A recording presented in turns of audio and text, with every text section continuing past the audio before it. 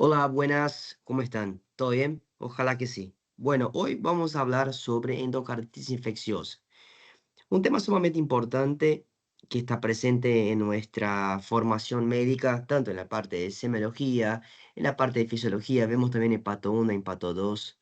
Pero nada, hablando específicamente de la parte clínica, en la semiología y en la medicina interna es un tema sumamente importante. ¿Por qué? Porque está presente en muchísimos pacientes, en muchísimas causas y factores de riesgo que siempre tenemos que evaluar cuando nos viene un paciente a la guardia o incluso cuando ese paciente está cursando su internación. ¿Sí?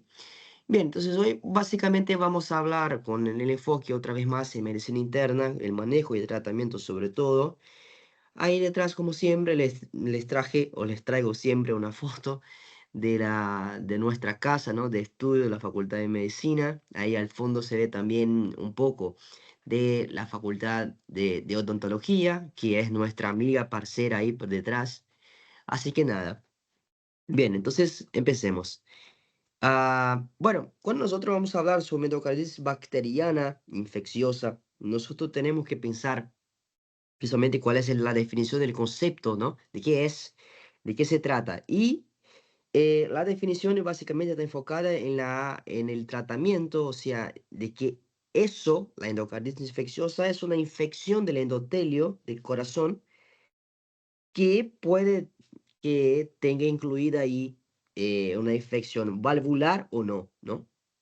Tanto incluida como en las enfermedades valvulares per se o enfermedades o que no está relacionada con las válvulas. Y ahí ya vamos a entender por qué, porque eso también está asociado a pacientes que tienen complicaciones relacionadas con otras causas, ¿sí?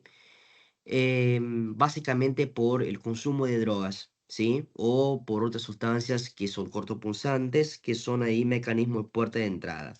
Entonces, básicamente ahí estamos viendo en esta diapositiva los principales, digamos, bichos, ¿no? O bacterias etiológicas que van a causar en esos pacientes la endocarditis. Principalmente esos son las principales bacterias que van que van de alguna manera causar esa infección que hablamos recién en el del corazón.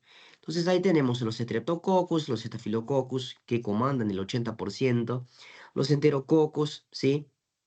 Que tiene ahí un 10%. Hay también un porcentaje que puede ser fúngica, ¿sí? Hay otro porcentaje que está relacionado con bacilos gram negativos. Ahora ya van a entender por qué hay chance de que los hemocultivos salgan negativos. En la foto a la derecha, la parte superior, hay una pequeña descripción sobre los hemocultivos negativos que nosotros vamos a buscar eso por serología, principalmente cuando queremos evaluar el grupo AC, Brucella, ¿sí? Legionella, Bartonella, clamidia, hongos, ¿sí? Obviamente que generalmente en los cultivos nosotros para los hongos también se hace con antibióticos, ¿sí? Para no permitir que si existe alguna bacteria en ese cultivo que no crezca. Entonces, bueno, pero antes de arrancar de hablar en ese contexto del mecanismo fisiopatológico, nosotros tenemos que tener también los factores de riesgo, ¿no? Cuando yo les comenté que la endocarditis es una infección del endotelio del corazón que está relacionada exclusivamente por, de un lado, una endocarditis que puede ser de causa valvular protésica o endocarditis de válvula natural, eso está relacionada con algunos factores interesantes, ¿sí? Algunos factores de riesgo. Uno de ellos es una válvula anómala que el paciente tenga, ¿sí? Tiene alto riesgo de tener endocarditis bacteriana que venga a desarrollar porque es una válvula anómala por alguna razón, sea adquirida o sea porque por ahí ya tuvo una endocarditis previa, ¿sí? O que tiene una prótesis o que tenga una válvula o anillo protésico o alguna cardiopatía congénita, trasplante del corazón, valvulopatías, de forma general, trastornos en la conducción. Entonces vemos que esos pacientes tienen un alto riesgo de venir a desarrollar la endocarditis bacteriana. Por otro lado, tenemos riesgo de bacteriemia, ¿sí? Los riesgos de bacteriemia están relacionados con los catéteres venosos permanentes, vías centrales, hemodiálisis, pacientes, por ejemplo, que necesitan hacer hemodiálisis de forma de urgencia como AE o U. Una de esas causas, por ejemplo, es el síndrome urémico, ¿sí? Hemorrágico también, por otro lado. También una sobrecarga de volumen que no responde a diuréticos. Entonces nosotros vemos que eso son causas, porque si yo voy a entrar a la piel de ese paciente, ¿no? Paciente va a estar internado o va a estar en una salita que va a estar desarrollando alguna intervención, digamos, que se necesita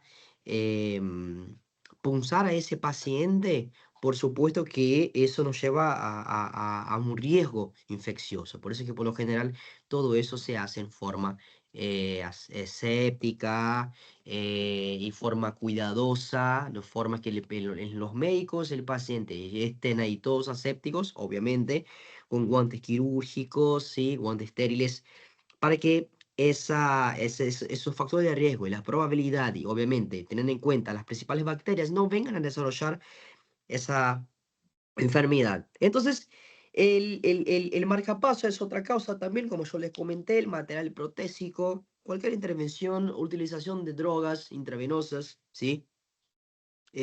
Son causas también importantes ahí como factores disparadores de una endocarditis bacteriana.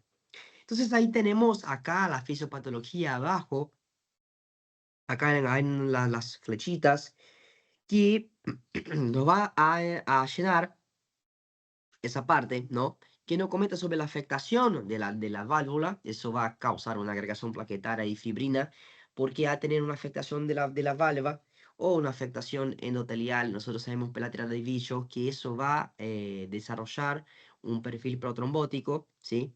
Nosotros sabemos que muchas vegetaciones, que es lo que estamos viendo acá, la parte izquierda, al lado ahí de nuestro corazón, muchas vegetaciones, hay algunas que son asépticas, ¿sí? O sea, que no tienen bacterias, ¿ok? Pero en ese contexto acá de la endocarditis infecciosa, esa vegetación sí va a tener bacterias. Entonces, se genera una agregación plaquetaria y fibrina, hay formación de vegetación estéril en un principio, ¿sí? Y después yo tengo bacteriemia transitoria, donde esa bacteriemia transitoria va a llevar la proliferación bacteriana sobre la válvula dañada y por supuesto la infección metastásica de órganos. ¿Qué significa decir la infección metastásica?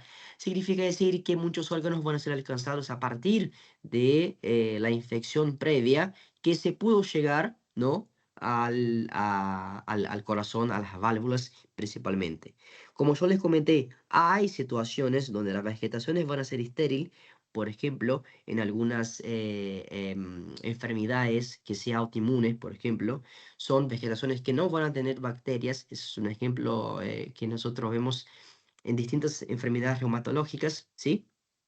Y por otro lado, acá en ese caso, que va a estar relacionado principalmente con bacterias, siendo de ellas Streptococcus, Staphylococcus, ¿sí? Viridans, Aureus, Epidermidis, ellos, por supuesto que van a llevar a una formación de vegetación séptica, ¿sí? Con bacterias. Y por otro lado, eso va a llegar a alcanzar otros órganos. Entonces ahí vemos la clínica de esos pacientes, la clínica de esos pacientes que es sumamente importante para nosotros acá como estudiantes de medicina que estamos estudiando interna, es que la clínica lleva en función de la duración del cuadro de la endocarditis infecciosa y se va a clasificar en aguda y subaguda. Y cuando hablamos del tema de subaguda y aguda, eso conlleva a entender el tiempo. Entonces, ¿cuáles son las manifestaciones clínicas que tenemos que notar en esos pacientes que sospechamos que tengan una endocarditis infecciosa? Bueno, por lo general van a presentar fiebre, un 80-90%, escalofríos, sudoración nocturna, anorexias, mialgias, que son dolores musculares, ¿sí? Dependiendo, obviamente, de su etiología, si se trata, por ejemplo, de una infección valvular o perivalvular, el paciente puede venir a desarrollar signos y síntomas de insuficiencia cardíaca, alteraciones de conducción, que es sumamente importante, sobre todo los bloqueos auriculoventriculares, ¿sí? Si estamos pensando en una embolia séptica a partir del foco infeccioso valvular, vamos a pensar que el paciente puede venir a desarrollar signos y síntomas de ACV, ¿sí?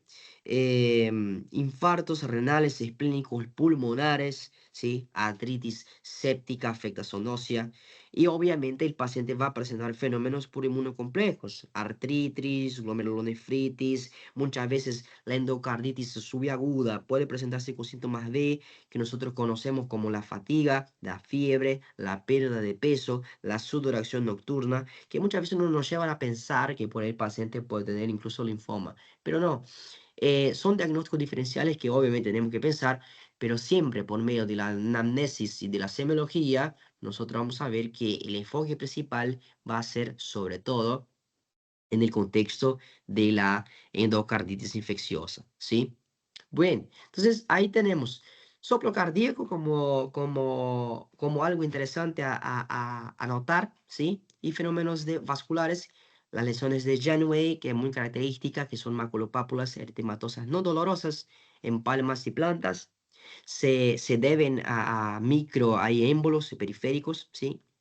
Pero yo quiero dividir acá, porque no les puse la diapositiva, pero quiero dividir por acá las manifestaciones clínicas, por un lado, como yo ya le comenté, y la exploración física, que son detalles importantes que vamos a ver cuando evaluamos ese paciente desde la parte de la semiología, ¿no? O sea, haciendo la inspección del paciente, la palpación, la ocultación, sobre todo si estamos hablando de un sistema cardiovascular, yo lo voy a tener que ocultar.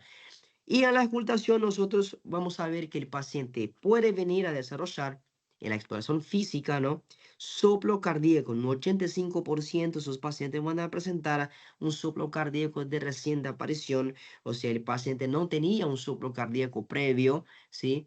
Pero bueno, en su, digamos, pasaje por la enfermedad, desarrolla un soplo cardíaco nuevo y eso nos tiene que llamar la atención. La literatura nos dice que un 85%, de 85 a 80% de los pacientes van a presentar un soplo nuevo y con signos y síntomas ahí de una nueva insuficiencia cardíaca, con edema pulmonar, elevación de la PVI, que es importante, y edema.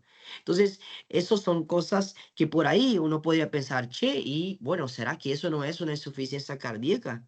Bueno, sí, capaz que sí sea una insuficiencia cardíaca, pero ¿cuál es la fuente o el principal factor que llevó a desarrollar la insuficiencia cardíaca? Imaginémonos, perdón, un paciente que es joven, no tiene un pretest positivo para una insuficiencia cardíaca o no tiene un pretest significativo para una insuficiencia cardíaca y el paciente, por ejemplo, desarrolla esa enfermedad o desarrolla signos y síntomas de congestión y de la insuficiencia, ¿sí? Y un soplo nuevo que no había antes. Eso no tiene que llamar la atención. ¿Por qué? Porque es como en la enfermedad renal rápidamente progresiva. Algo sucedió rápidamente, de forma progresiva, ¿sí?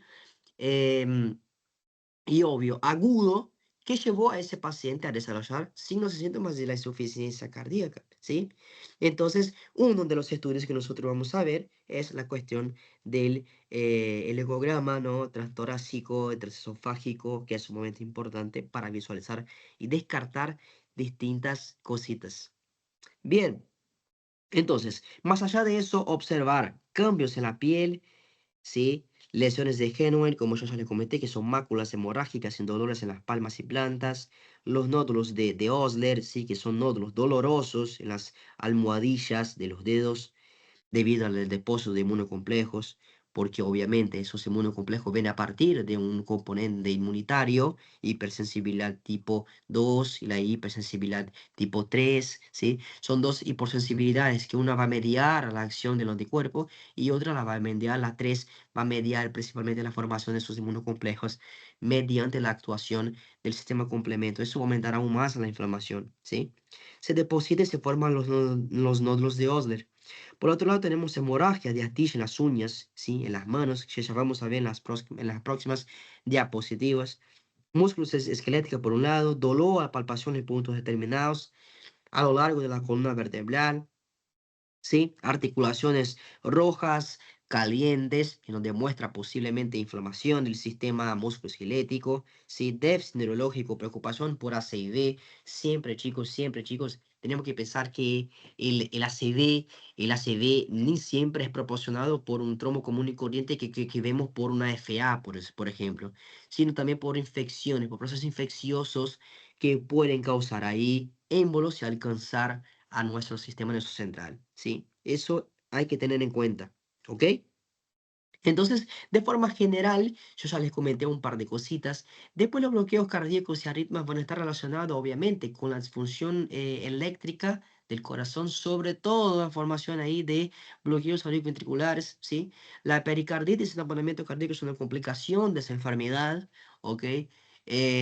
No siempre va a estar, pero sí el paciente puede venir a desarrollar el tamponamiento cardíaco, que es una emergencia si el paciente literal se muere si nosotros no hacemos nada.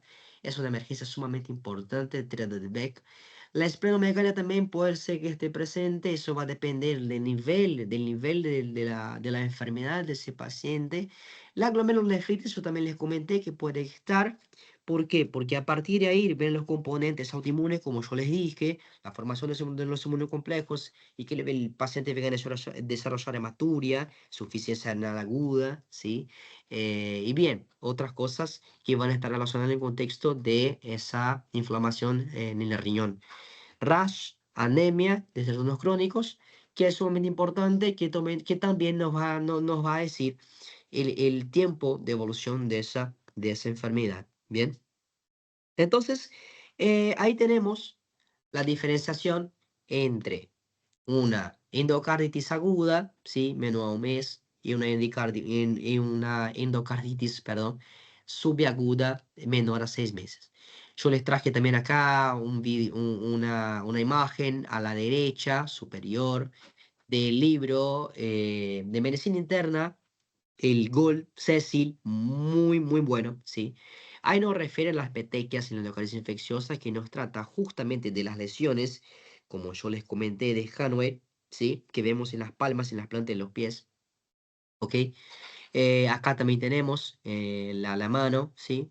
Obviamente el fondo de ojo también podemos ver cuando evaluamos a ese paciente.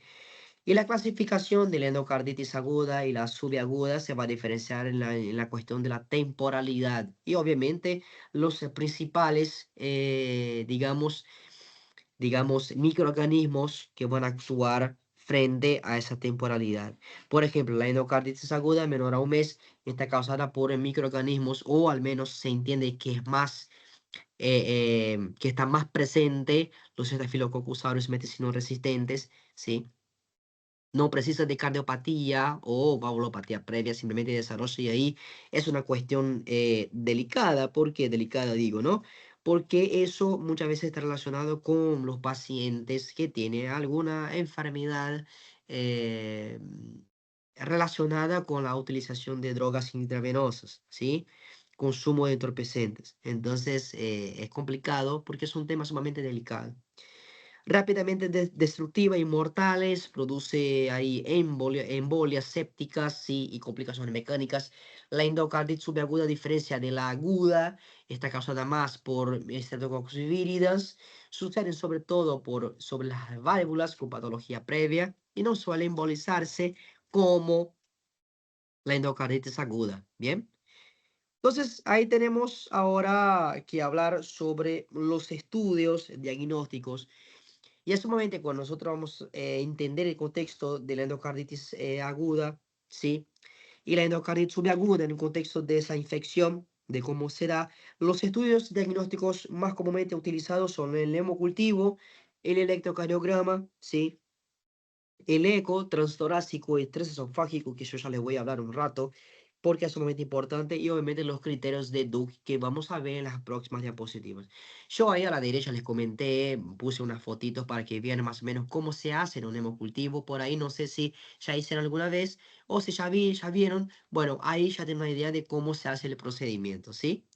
Entonces, el hemocultivo que hay que hacer, nosotros hacemos antes ¿sí? De la toma del antibiótico, o sea, ingresamos al paciente, ese paciente, por supuesto, no va a estar en salita, ese paciente va a estar monitorizado en una salita de shock room, ¿sí? Nosotros vamos a hacer el hemocultivo antes de la utilización, de la administración de los antibióticos de forma empírica. Tenemos que hacer al menos 3 series, ¿sí?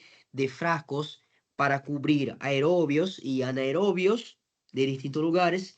Idealmente que sean espaciados ahí en un tiempo, ¿no? En una franja horaria de tiempo, que sea de 1 hora o mayor a 1 hora entre sí, ¿ok?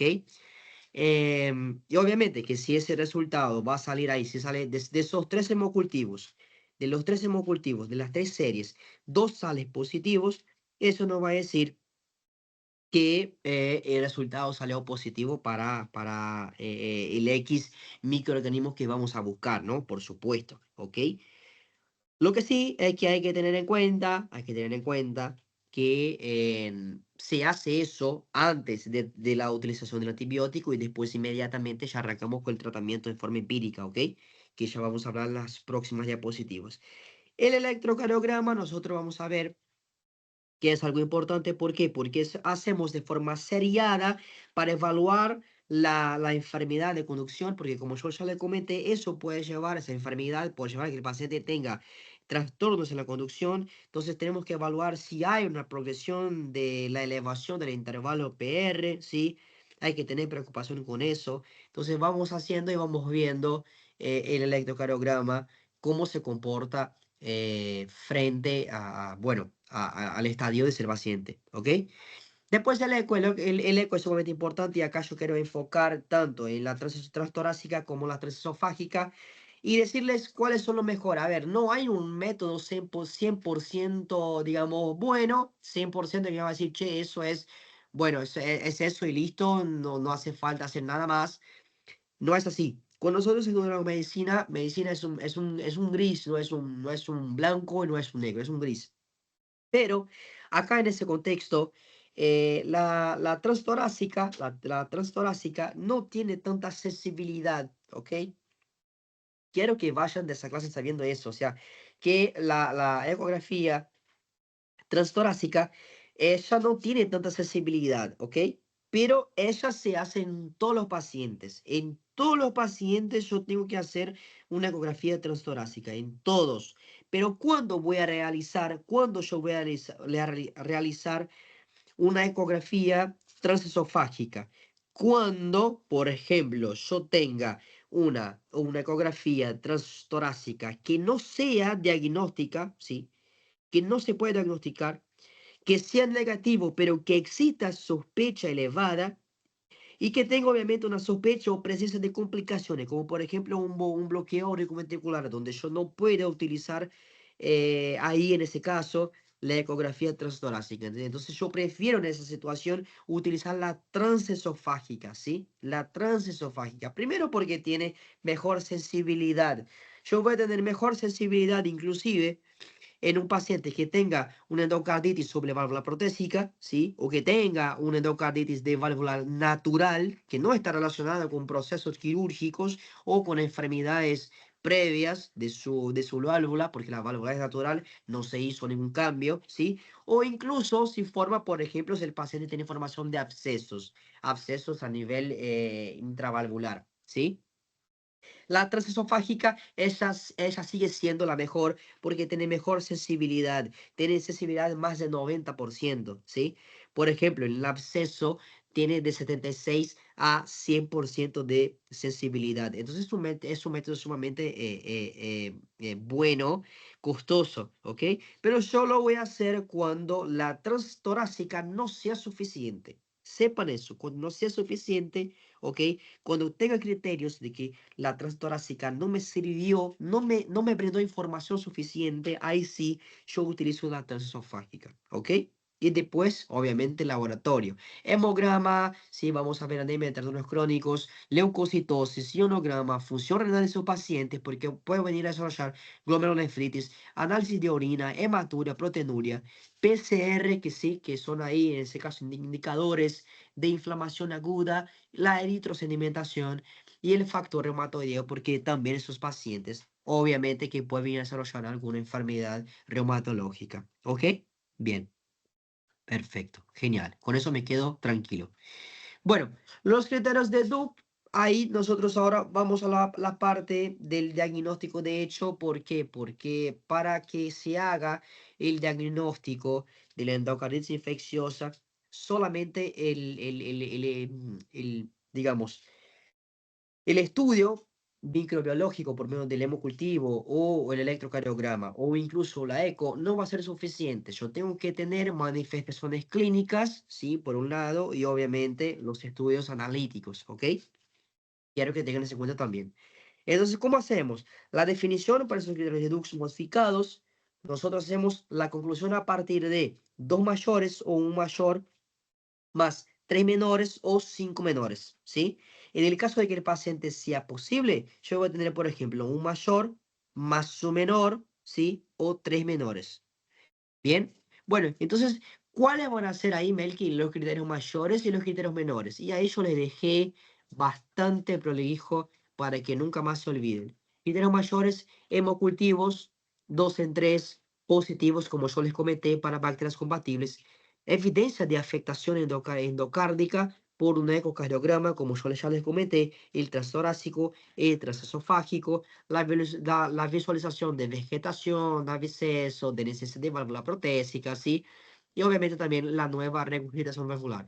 Por otro lado, los criterios menores, ahí van a ser antecedentes, cardiopatía, la utilización del uso de drogas endovenosas, émbolos arteriales, hemorragia intracraneal, conjuntival, lesiones de Shanwen, aneurisma micótico, ¿sí? Inmunocomplejos en este caso, glomerulonefritis, nódulos de Osler, ¿sí? Fiebre mayor o igual a 38. Esos son los criterios menores. O sea, si yo tengo dos mayores, ¿sí? Dos mayores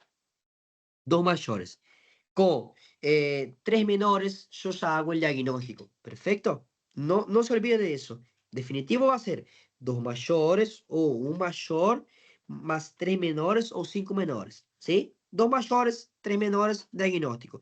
Si yo no tengo ningún criterio mayor, pero tengo solamente menores, yo tengo que tener 5, ¿ok? 5 criterios menores para hacer ese diagnóstico. Bien, perfecto. Ok. Ahí, con eso estamos tranquilos. Estamos, o sea, no se van a olvidar jamás de los criterios mayores y menores y cómo hacemos el diagnóstico. Solamente la parte analítica no es suficiente para hacer el diagnóstico.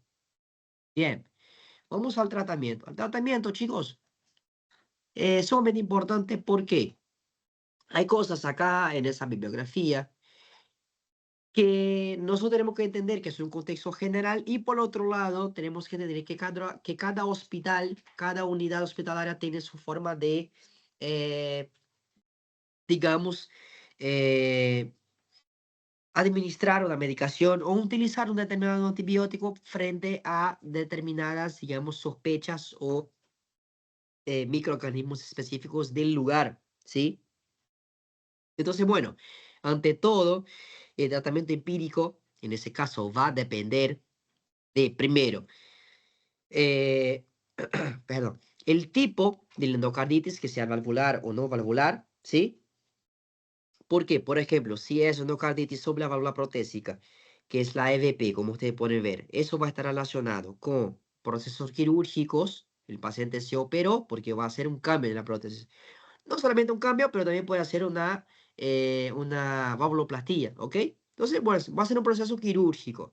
Y entonces, en ese caso, la que está relacionada con ese proceso quirúrgico, como nosotros vemos ahí en la parte de abajo, acá, enfermedad, ¿sí? Perdón, endocarditis sobre la válvula protésica, menor a 12 meses tras operación.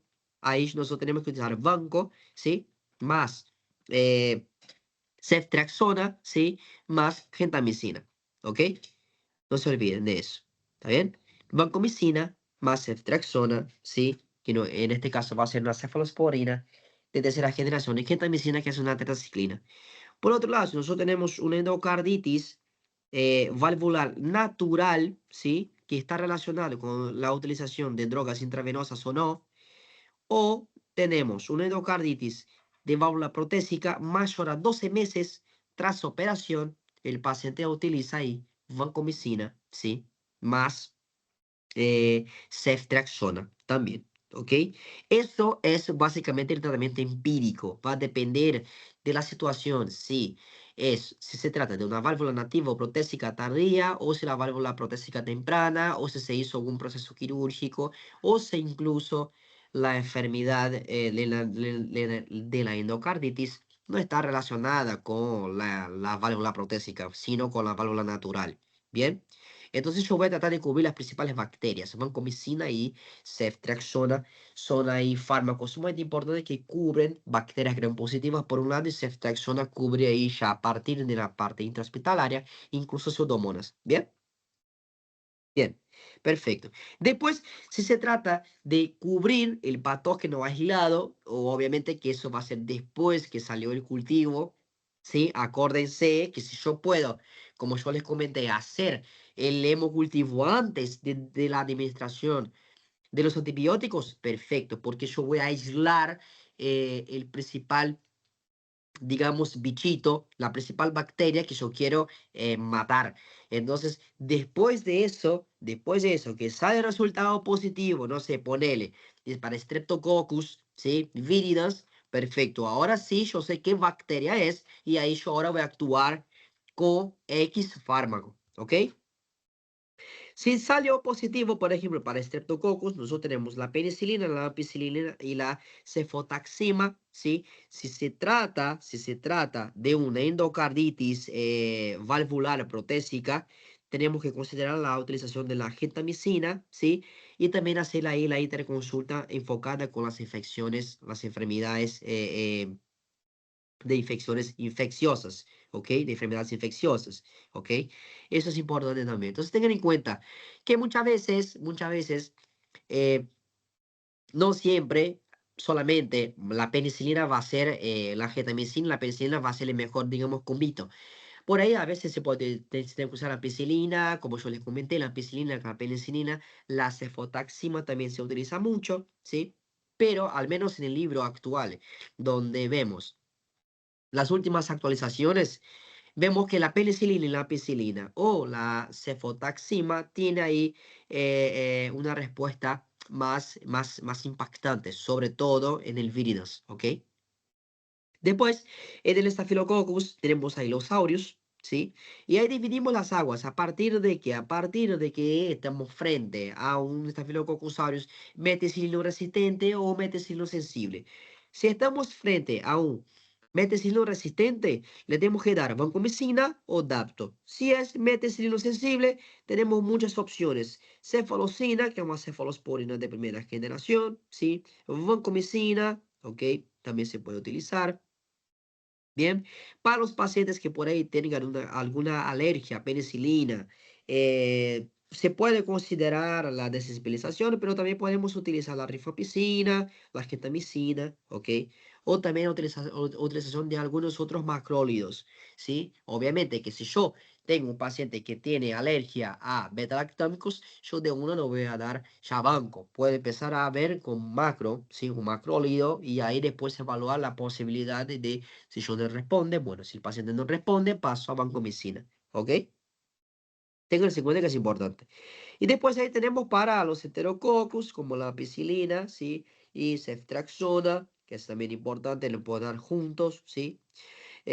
Para cubrir ahí las bacterias gram negativas, tenemos ahí ceftriaxona, ampicilina, ¿sí? La fluoroquinolona, para cubrir pseudomonas. Tenemos dos fármacos antipseudomonas, como por ejemplo, beta-lactámico más un aminoglucósido, ¿sí? O una fluoroquinona. También se puede utilizar para alcanzar y cubrir a esas bacterias ahí, esos vacíos negativos. Por otro lado, los hongos no es tanto, o sea, no son las principales causas, pero si queremos también cubrir a esos hongos y la sospecha, y obviamente si el cultivo sale positivo para hongos, podemos dar ahí P. cándida, anfotericina B, ¿sí? Aspergillus, anfotericina B o voriconazol, ¿ok? Y bueno, tratar de hacer esa relación. Pero obviamente eso va a depender de cómo salga el hemocultivo. ¿Ok? Bien, perfecto. Ese es el tratamiento básicamente. Acá yo le dejé las características principales, el tratamiento profesional de la endocarditis. Obvio, por un lado, no vamos a esperar que salga el resultado del hemocultivo, ¿sí? Pero es importante que tengan en cuenta que el tratamiento empírico no es el tratamiento fundamental, ¿sí? Yo tengo que tratar el microorganismo causador, entonces para eso tengo que esperar el resultado positivo para X bicho que salga en el hemocultivo. ¿Bien? Ok. Bueno, les dejé ahí algo importante que siempre se habla, que es la cuestión de la profilaxis de la endocarditis, ¿sí? ¿Por qué la profilaxis de endocarditis? Porque muchos pacientes muchas veces tienen algún procedimiento para hacerlo y bueno, pacientes que tienen alto riesgo de desarrollar endocarditis porque hacen alguna conducta, alguna intervención dentaria, bueno, o respiratoria. Entonces, por ahí, esos pacientes pueden ahí utilizar ese tipo de profilaxis. Igual, chicos. En las últimas guías, la profilaxis ya no se recomienda en pacientes con disfunción valvular adquirida, ¿ok? Tengan eso en cuenta, como por ejemplo la válvula ahí aórtica bicúpide o la miocardiopatía hipertrófica. En el caso de que el paciente sí venga a requerir ahí una profilaxis endocarditis infecciosa, nosotros podemos brindar distintos medicamentos. En ese caso yo le traje un par que ampicilina, por ejemplo, y la amoxicilina se puede utilizar de forma oral, la ampicilina no. La ampicilina por lo general es intravenosa o intramuscular, ¿sí? Entonces se prefiere amoxicilina. Amoxicilina, como usted sabe, es un beta-lactámico sumamente importante, ¿sí? Es un fármaco muy bueno, ¿ok? Que vamos a llegar a cubrir con ese paciente, obviamente, sobre todo, ¿no? En las principales bacterias que ya vimos antes. En el caso de que el paciente tenga alergia a penicilina, bueno, las opciones que tenemos es la cefalexina, una cefalosporina de primera generación, ojo, alérgicos a penicilina, ¿sí? Cefalexina o cefalosporina de primera generación, y si no, de última, podemos sacar la cefalexina, las cefalosporinas de primera generación y darle a ella pasar a macrólido. Y a ellos les diría un tip que es el ECA, ¿sí? Que es acitromicina, claritromicina, ¿sí? Y acitromicina y eritromicina, perdón, para que nunca más se olviden. Entonces nosotros podemos administrar la acitromicina o claritromicina, todo se puede por vía oral. Acitromicina tiene una vida media larga, eso es muy bueno porque puede alcanzar incluso a infecciones intracelulares, ¿sí? Va a utilizar a partir de eso los macrófagos y los neutrófilos, entonces es una buena medicación. Por otro lado, la otra solución sería dar a ese paciente una doxiciclina, que es una tetraciclina, para alcanzar ahí. Bueno, si el paciente tiene alergia a penicilina y capaz el macrolio no fue mi mejor opción. Ok, bien. Tratamiento quirúrgico. Bueno, es indicado el recambio valvular quirúrgico en caso de insuficiencia valvular moderada severa, vegetaciones izquierdas, suficiencia cardíaca, ¿no? La enfermedad llevó al paciente a desarrollar insuficiencia cardíaca, el shock séptico y las complicaciones con absceso, perforación valvular, fístulas, émbolos, ¿sí? Y también infecciones por hongos son difíciles de erradicar.